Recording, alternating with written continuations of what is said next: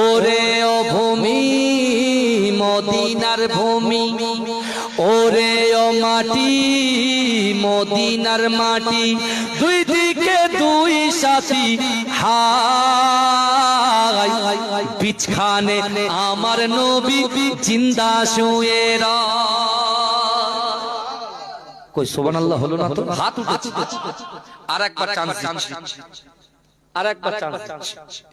ওরে ও ভূমি মদিনার ভূমি, ওরে ও মাটি মদিনার মাটি, দুই দিকে দুই সাথী হায়, বিছখানে আমার নবী জিন্দা শুয়ে নারে তাকবীর।